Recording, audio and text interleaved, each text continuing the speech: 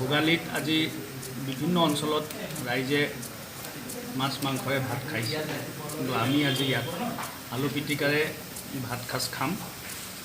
এইকাৰণে খাব ওলাইছোঁ যে অসমৰ কাৰণে এইটো দুৰ্যোগপূৰ্ণ যিখন বিধায়ক কেন্দ্ৰীয় চৰকাৰে লোকসভাত ইতিমধ্যে পাছ কৰি থৈছে আৰু ৰাজ্যসভাত পাছ কৰিবলৈ তেওঁলোকে উঠি পৰি লাগি আছে।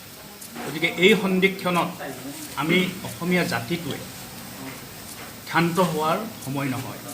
আমি য'তেই নাথাকোঁ, যেনেদৰেই নাথাকোঁ, তাতেই আমি প্ৰতিবাদ সাব্যস্ত কৰিব লাগিব। এই প্ৰতিবাদ কিন্তু আমি বিজেপি বিৰোধী ভোট সৃষ্টি কৰিব লাগিব, যাতে বিজেপি দলটোৱে অনুধাৱন কৰিব পাৰে যে অসমীয়া জাতিক প্ৰতাৰণা কৰিবলৈ লোৱা এই বিধায়কখন কিমান ভয়ংকৰ হ'ব পাৰে।